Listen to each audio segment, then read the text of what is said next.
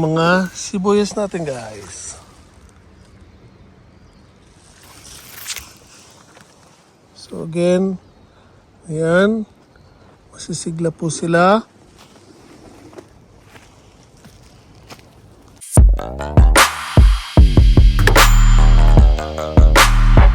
Hello guys, magandang hapon po sa inyo lahat. We're back at the farm. And today, silipin natin ang mga tinanim natin na sibuyas. So it's been 1 week and 3 days. 1 week and 3 days pa lang po sila na itatanim. So silipin lang natin kung ano itsura nila. So mula dito sa unang kama,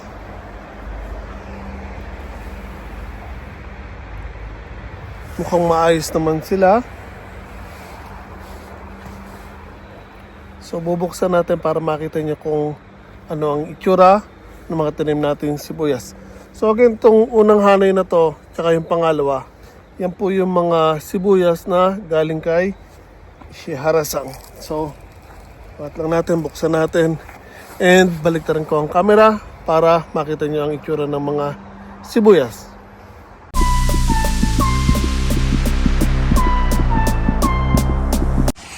Okay guys, so now, sisilipin natin ang mga sibuyas sa loob ng net. So, ito po ang itsura ng mga sibuyas natin guys. So again, ayan, masisigla po sila. Ganda po ng tubo nila guys. Okay, so sarado natin ulit to. Or takpan natin ulit. Again, itong mga net na to ay protection against sa mga insekto, sa weather, lamig at hangin. So, ito naman, po-focus na lang natin, hindi na natin bubuksan.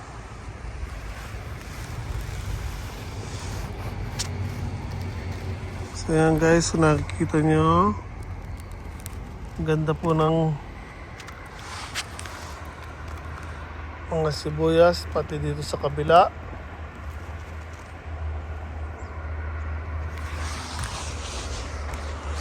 So dito natin tingnan.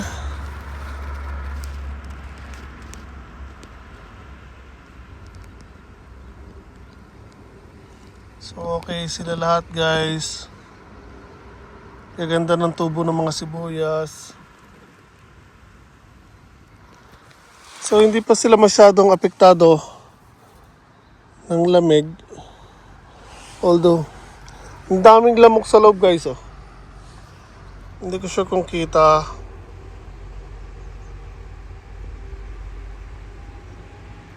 Ayan oh. Ang daming maliliit na lamok sa loob.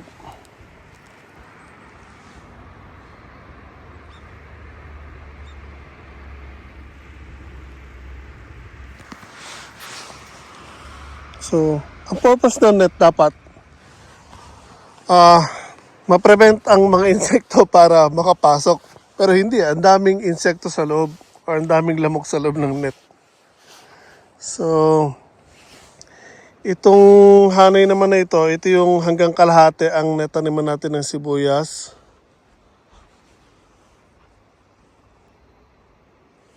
Parang nakalundo yung net ko dito. Bakit kaya?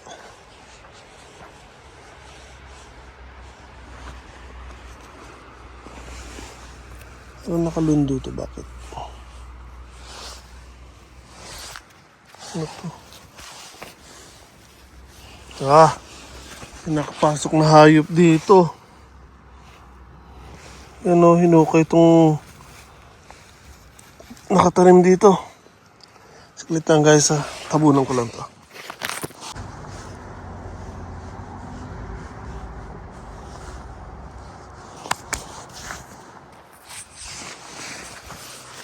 Okay guys, may nakapasok na hayop dito sa loob ng garden natin.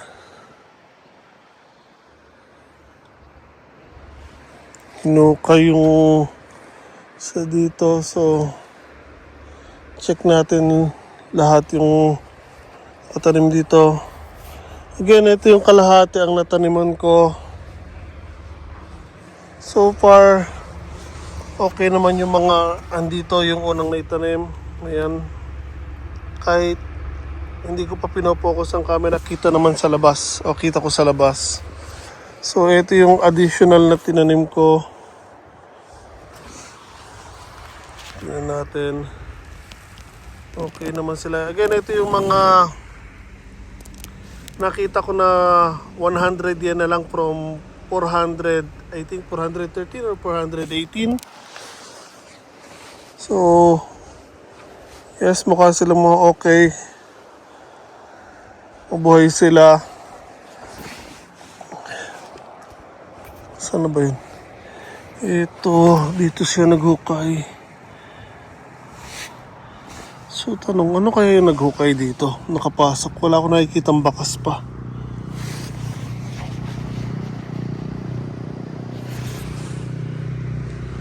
Wala ko nakikitang bakas ng hayop.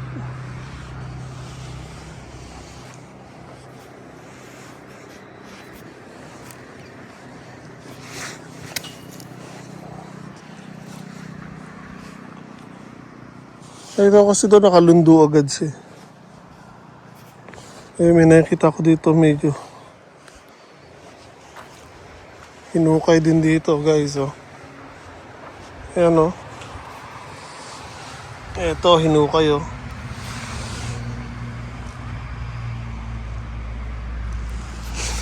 So ito may nakita kong bakas. Ito guys. Ayan o. Oh. So bakas ng paa yan. Kaso, hindi ko sigurado kung baboy o usa.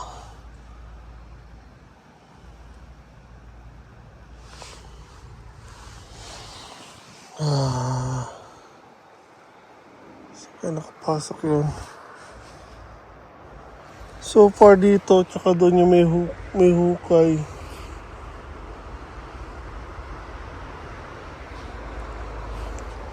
Ito nga pala yung mga tinaniman natin ng bawang.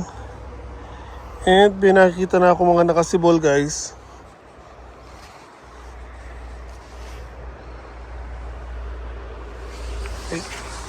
Ito kasi nyo.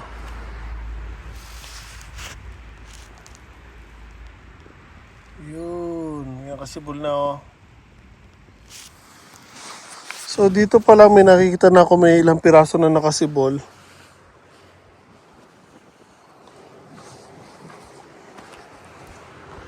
So, silipin lang natin dito sa loob. Okay.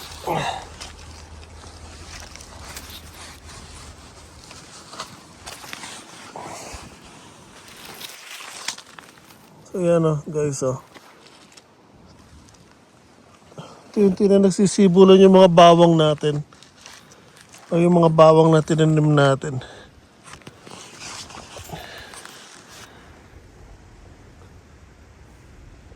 Yan, may mga nakasibol na. So, dito ang dami rin mga lamok ko.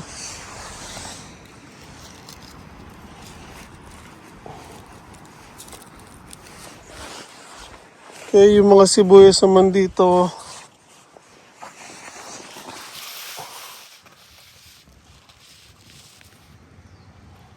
Okay, so far, paano man silang okay pa rin.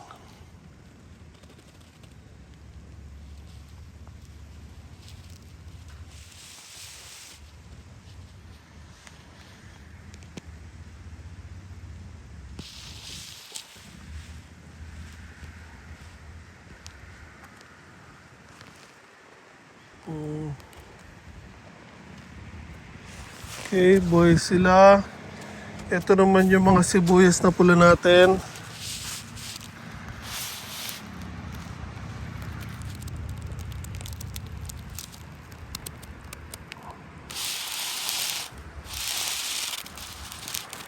Okay.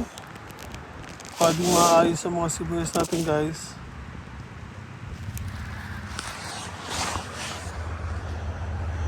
So, I think nakapasok siyang baboy doon sa may gate natin kasi maluwag pa yung mesh kasi wala pa siya totally gate. Hinila ko lang yung wire. Pero wala ko iba nakikitang bakas ng baboy.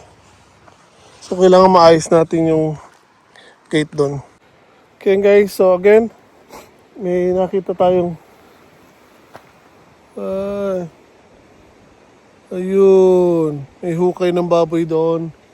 Then again, doon sa sibuyas yung pangatlong net o yung pangatlong kama, meron din part na hinukay ng baboy damo. So now chinecheck ko lang kung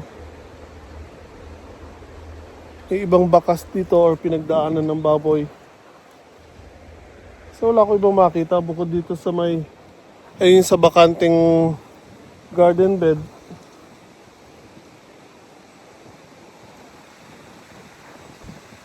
Ayun, meron.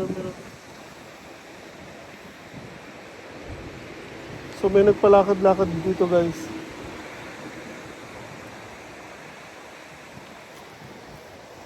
Baliktarin ko camera, pakita ko sa inyo yung bakas. So ipopokus ko ang camera. And actually yung bakas ng paayan. Tapos ayan, ang daming mga pinaglakaran dyan. Ayan. Then ayan, dami pa. And then ayan o. So hindi yan sa paan ng tao or sapatos or bota. So nagpabalik-balik siya dito.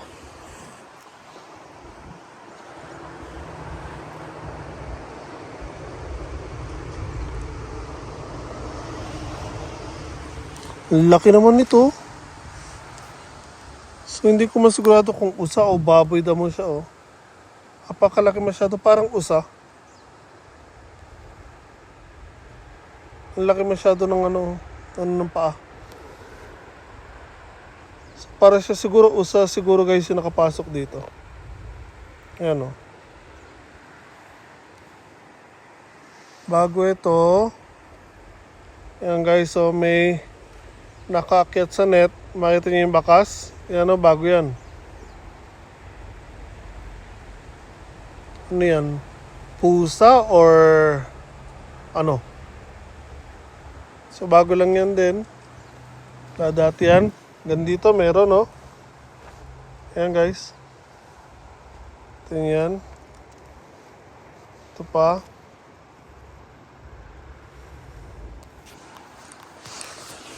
So yan, nagkakaroon tayo ng mga bisita dito sa loob ng garden natin. May mga nakakapasok. Ayan o, dinumihan nila yung kulambo or yung net. Ayan. So, I think usa ang nakakapasok or nakapasok dito guys. Kasi kung baboy damo yan, wala, totally sira agad lahat yan. Pero, kung gusto ko malaman, saan nakapasok yun? Kung baboy damo, makakalusot dun sa gate.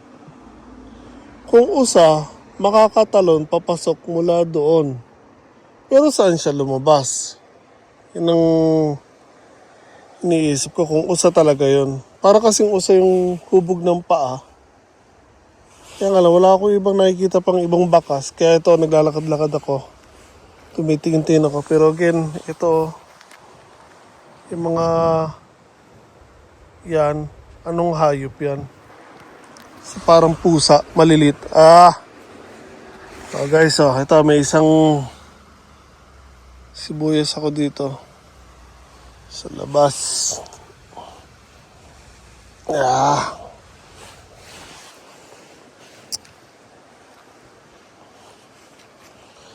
So again, naghahanap lang ako ng bakas na maaari nilang pinagdaanan. Doon medyo may space din or puwang doon na pwedeng pasukan mula sa ilalim. Pero again, pag mga papasok doon, baboy damo pero maliliit lang.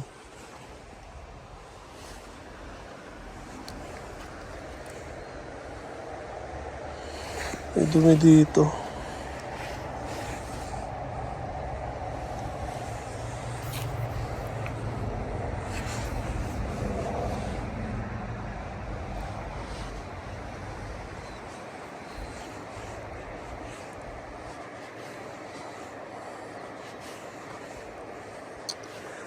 Ay, nakapasok dito. Mahirap yan pag nagpabalik-balik ulit sila dito, lalo at lumalaki na yung mga tanim natin. So, dapat maayos ko na talaga yung gate natin dun. So, again na, tinitingnan ko lang yung bakas.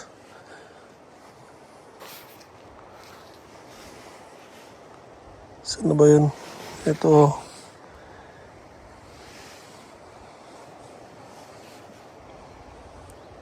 Gusto ko makakita yung talagang kitang-kita mo yung itsura ng bakas niya. So again, ito. Makita nyo guys, ayan po yung bakas ng ano niya. Paa. So ito, dalawang tules bago may dalawa dito sa likod. So, hindi ako nagkakamali talaga guys, usa. Kasi yung usa, bukod sa dalawang kuko, mayroon pang dalawang ano din sa ilalim. Pero ang baboy, ganun din, di ba? O isa lang ba sa likod ng baboy?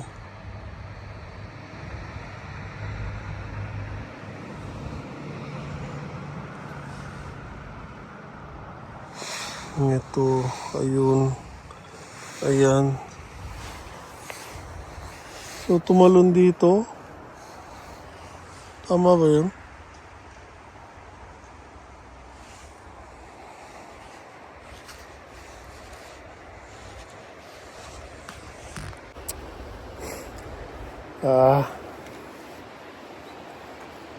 Kakaroon tayo ng problema pag lagi nakakapasok dito yung mga hayop. So again, yun ang purpose kung bakit tayo naglagay ng bakod na to sa palibot ng garden. Dahil nga tulad na nasabi ko, marami ditong hayop. May baboy damo, may usa, and now meron na ring bear na nakakaabot dito. Again, last 2 weeks, meron baboy damo, may ano ba to, bear. Diyan lang sa may taas dyan. May mga bahayan pa kasi dyan sa taas. So, merong namataang bear dyan sa taas. And nahuli naman nila, nabarilan nila. Pero ganyan, hindi na magiging problema natin.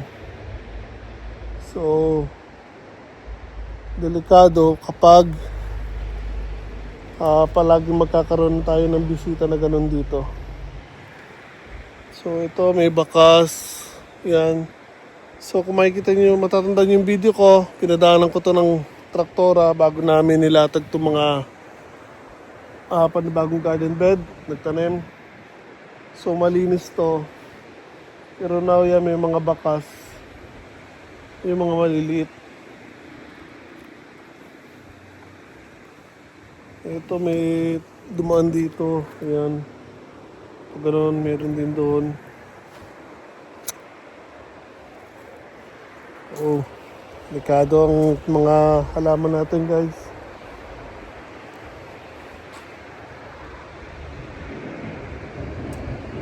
So far, dalawang lugar pa lang. Isa doon sa may tanim, tapos isa doon sa wala o may hukay.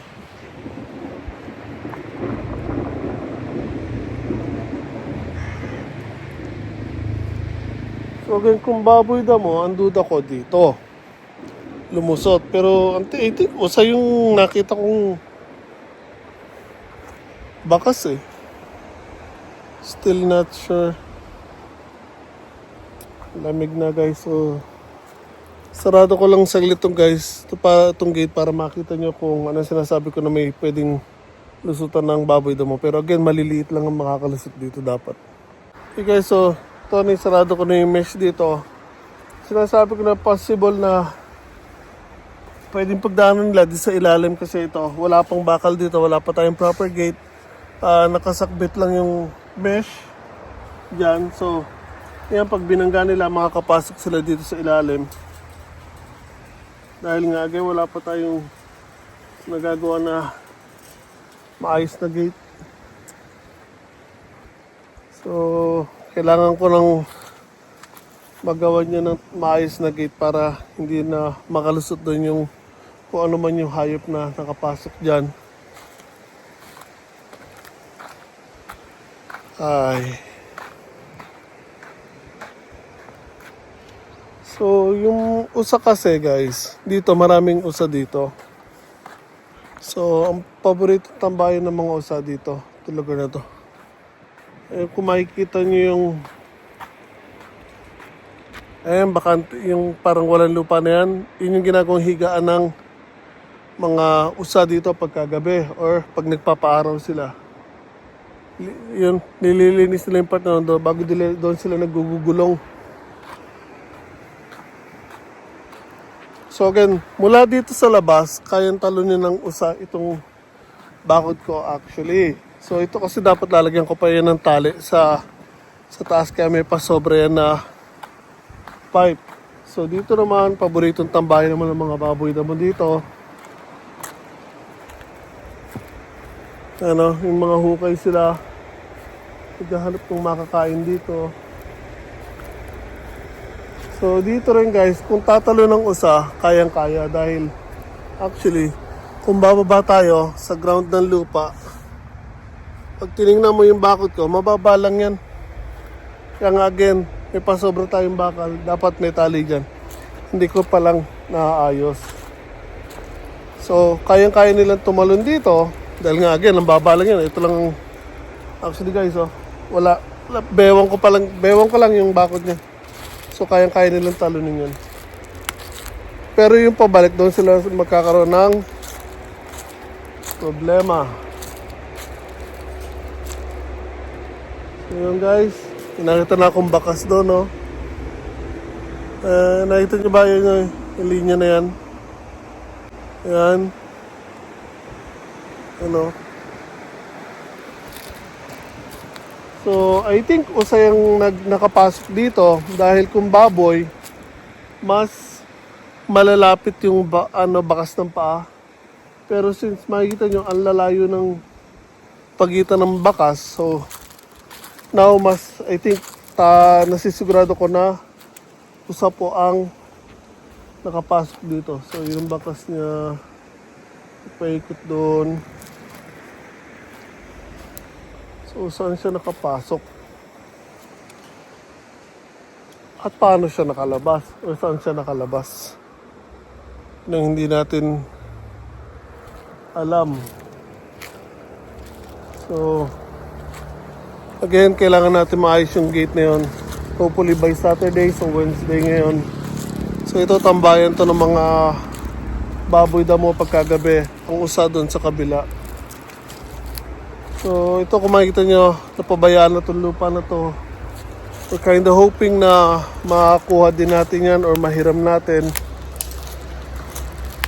So, yung problema natin dito yung mga puno na yan. Habang tumatagal kasi lumalaki, wala naglilinis yan eh. Hindi rin ko naman pwedeng basta-basta na lang linisin. Kasi nga hindi atin yan. Kasi bawal dito yun eh. Basta mo lang papakialaman yung lupa na hindi naman sa'yo.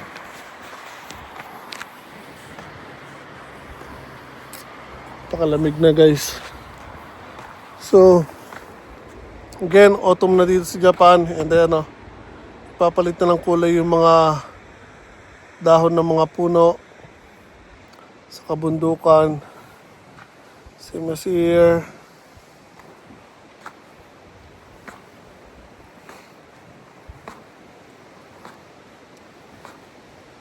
Okay, so hindi nga pala ako nakapasyal dito kahapon at nung makalawa ang dami kong ginagawa. So, nang isang beses, nagkaroon din ng problema nga pala dito. Meron dito na yung tubo ng tubig. Siguro pumutok. Nakita ko kasi dito, lumalabas yung tubig. So, maayos na.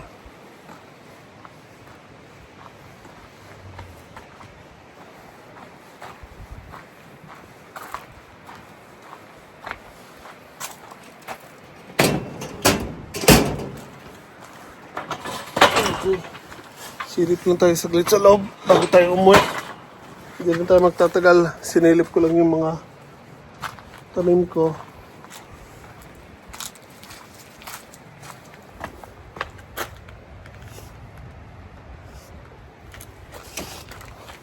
Okay, so tingnan natin yung mga papaya natin kung okay pa.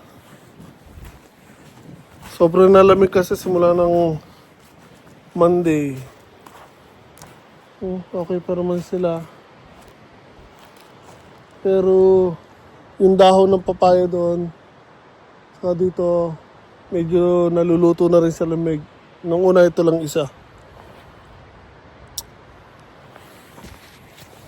Again dito hindi pa rin na ipagpapatuloy yung pagbubungkal ng lupa kasi simula nag-decide ako na gamitin ulit yung garden sa labas. Nakapokus ako doon sa labas hanggang totally mataniman. Again, nakagawa tayo ng 7 garden beds pero may tanim lamang ay 6. Dahil kinulang tayo sa seedlings. So, yung mga sayote dito, ayan, napitas ko na yung mga magugulang lang o yung mga malalaki. Pero mayroon pa rin tayong mga iniwan dyan. Ano, tanggal na. So, kunin na rin natin to. Again, meron pa akong mga iniwanan dyan na yung mga maliliit pa. Ayan.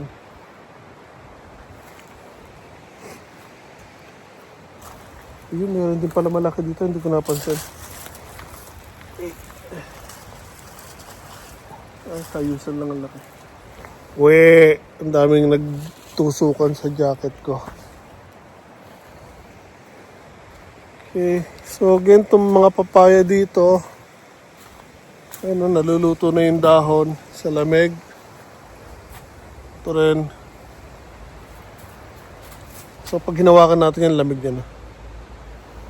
So gusto ko na silang pitasin para gawing kilawin or atsara. So magiging isang luto lang, ilang piraso lang kasi maliliit pa. So again, yung mga luya ko, yan, luto ng mga dahon. Pero tulad ng sinabi ko, hindi natin bubunutin yung mga yan, hahayaan lang natin sila dyan hanggang next year. So next year, once na uminit na ulit ang panahon, nagsisibulan na po ulit yung mga yan. So there, hindi ko na masyadong papahabain to guys. Again, pumunta lang tayo dito para silipin lang ang tinanim natin na sibuyas. So now, uwi na po tayo kasi sobrang lamig. Napakasakit sa kamay.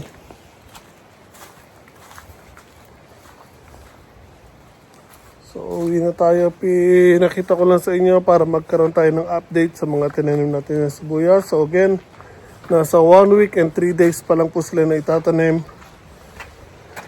Ay. And so far, maayos naman po sila. Again, buhay yung mga tinanim natin na sibuyas. Yung bawang naman nagsisibulan na. So mag-overwinter sila guys. Or aabutin sila ng winter. Tapos ang harvest niya next year na.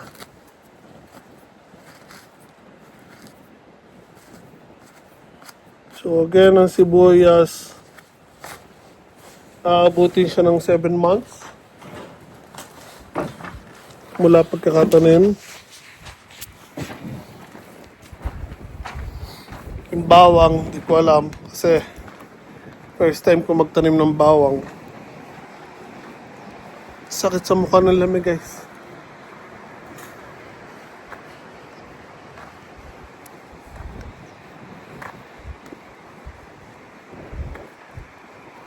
So hindi ko pa rin alam kung ano magiging sitwasyon nila kapag nag-snow na dito sa bundok guys. Kasi dito, kung mapapanood niyo yung video ko dati na nagbablog ako, andun, biglang umulan ng snow, napagkalakas. Actually, muntik na ako ma-stranded dito ng guys. Kasi yung truck ko ayaw nang umahon doon guys. Kumapal yung snow. So buti na lang yung sasakyan ko yung isa na maliit. Naka-snow tire. So yun, yung maliit na sasakyan na pinang-uwi ko. So there you have it guys. Uwi na po tayo. Again, binigyan ko lang kayo ng update para makita natin kung ano nang itsura ng mga sibuyas natin. Although 1 week and 3 days pa lang po sila na itatanim. Pero again, buhay po sila. Kahapon kasi umulan kaya medyo nagkaroon ako ng konting concern. Kasi nga, umulan, mababasa yung mga sibuyas tapos napakalamig pa. So hindi magandang combination yung lamig tapos tubig. Kaya medyo nag-alala ko kung naluto ba sila sa lamig or hindi. Pero so far, okay naman sila bukod doon sa may nakapasok lang na usa and hayop. Hindi ko malam kung pusa or parang musang ba or something yun. So bukas try ko ulit na makabalik dito para masilip ulit kung may pagbabago ba o wala. So again, abangan niyo po ang mga susunod na updates po sa mga tanim po natin. So ingat po tayo lahat palagi guys.